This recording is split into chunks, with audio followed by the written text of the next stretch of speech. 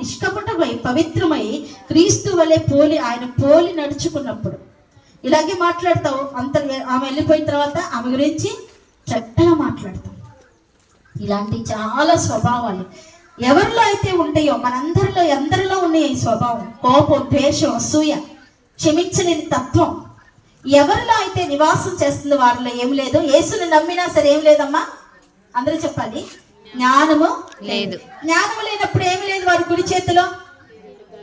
అందరూ చెప్పాలి, చెడ్డ స్వభావం మనలో లేనప్పుడు, ఉన్నప్పుడు, ఎవరు లేనప్పుడు మనలో ఏమి లేనట్లు నోటితో చెప్పండి దయచేసి.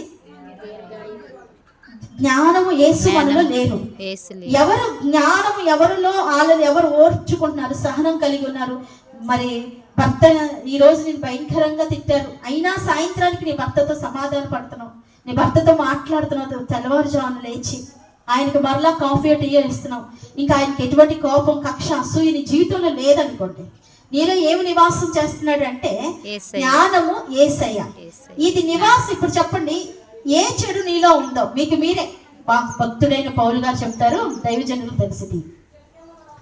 స్వపరిశీలన అంటే నన్ను నేను ఏర్పట్టి చూపించుకోవాలంట. స్వపరిశీలన అంటే మీకు అర్థం అవ్వాలని చెప్తున్నాను.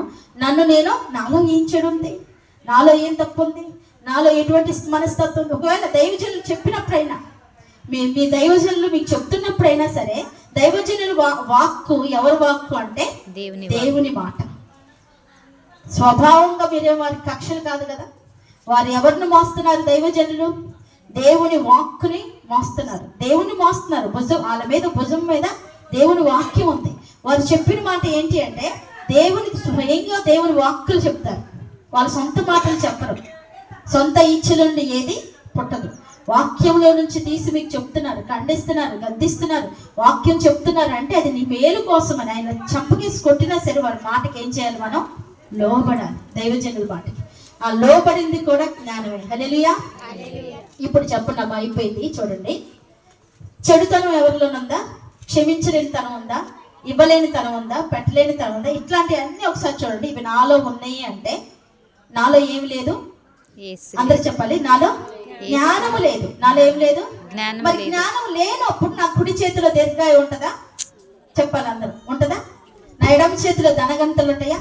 నా మార్గములు రమ్య మార్గముల, నా త్రోవలు క్షేమకరంగా ఎత్తాయా? వెళ్ళవమ్మా.